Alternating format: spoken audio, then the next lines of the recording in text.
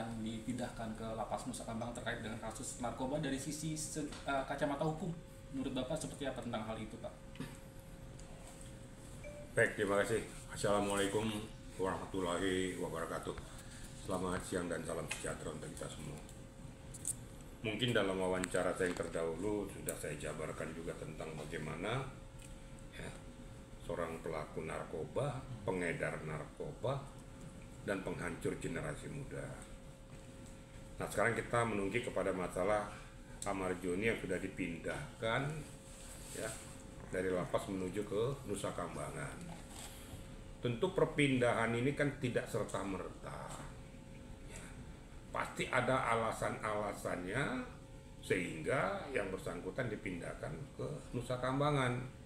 Berarti menurut hemat daripada MIPAS ya, itu berarti perlu pengawasan ketat.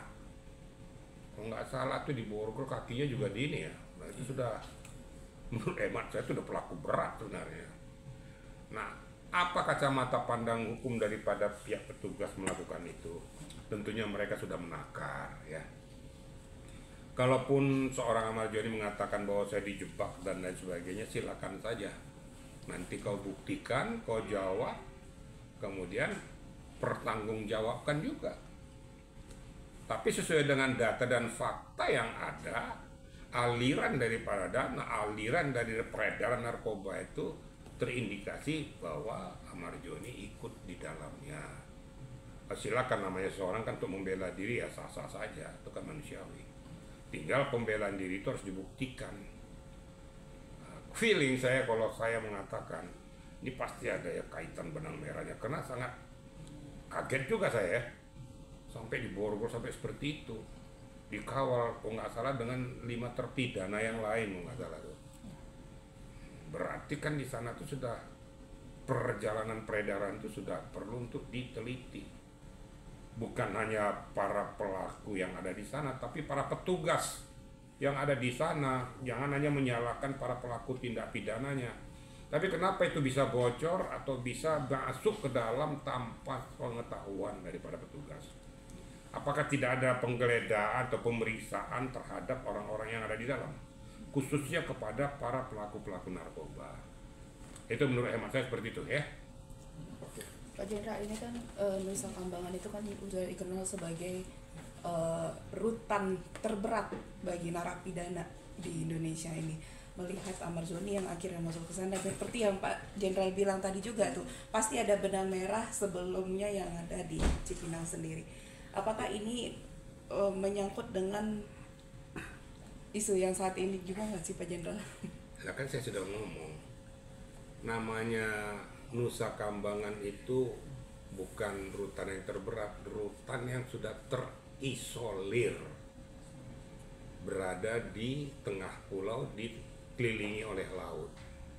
Maksud dan tujuannya adalah untuk memutus mata rantai ya, para pelaku-pelaku narkoba atau kemungkinan terlibat di dalam arena narkoba, agar jangan sampai berkelanjutan. Ya faktanya saja sudah di dalam aja pun masih masuk.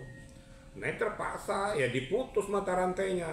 Apa bisa masuk lagi ke Nusa Kambangan yang dikatakan di sana pengawasan super ketat? Bagi saya ya sebenarnya siapapun pelaku narkoba atau siapapun pengedar narkoba itu, berkali-kali saya katakan, bukan saya tidak manusiawi, tapi para pengedar itu yang lebih tidak manusiawi, menghancurkan generasi muda. Jadi kalau siapa yang mau bela-bela ke orang-orang kayak gini, saya juga perlu dipertanyakan gitu loh. Jadi jangan gara-gara nanti tergiur dengan bayarannya terus membela pelaku narkoba, pengedar narkoba. Yang dibela kalau dia memang tidak melakukan atau berbuat seperti apa yang disangkakan atau dituduhkan. Tapi jangan tutup-tutupi peristiwa itu. Saya mengingatkan pengacara ini, lawyers ya. Jangan ikut-ikutan pengacara menutup-nutupi peristiwa itu apabila memang terjadi. Kita memang menggunakan jasa hukum, tapi jangan menghalalkan segala cara. mana lebih mudarat pada saat kita membela pelaku itu mengatakan dia tidak melakukan. Tapi kalau memang dia tidak melakukan, katakan tidak melakukan, tapi munculkan bukti-bukti, data-data dan faktanya. Itu yang perlu. Tapi kalau memang fakta dan nyata memang ada alirannya dan kelihatan apakah dari IT dicek peredarannya, jalurnya, ternyata memang ada tersirkulasi kepada yang bersangkutan, jangan katakan tidak. Kalau seandainya kita membela mengatakan tidak padahal iya, berarti kau pengkhianat negara juga. Saya ngomong pahit-pahit aja gitu loh. Berarti yang melakukan itu pengkhianat negara. Hanya gara-gara membela seorang pelaku pengedar, terus dikatakan dia tidak melakukan.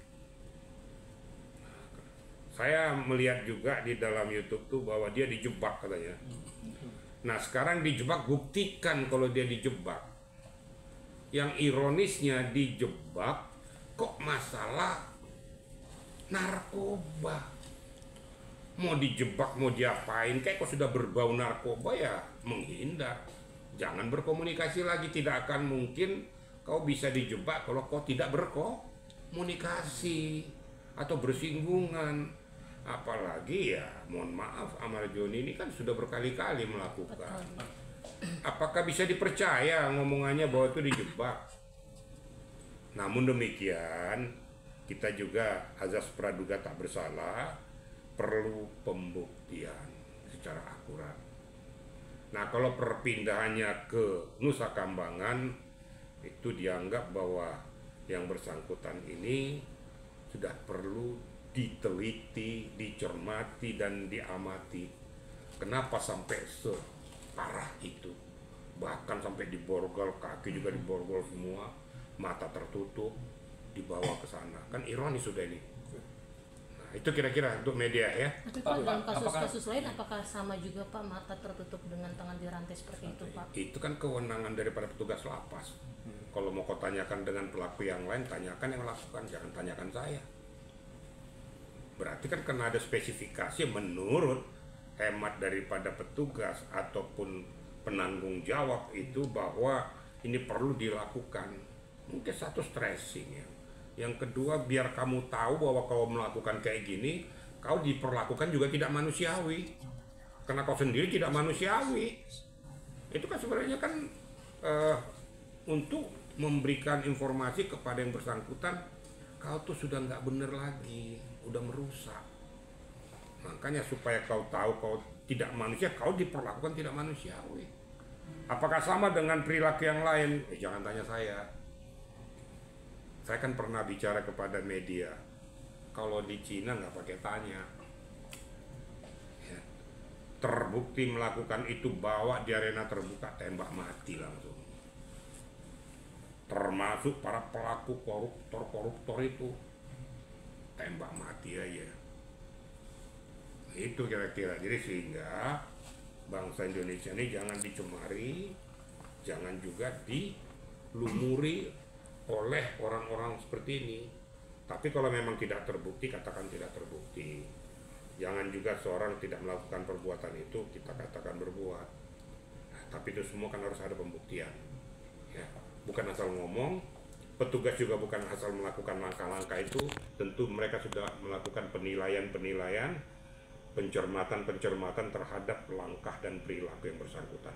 Mungkin gitu ya. Ketika Marjoni dipindah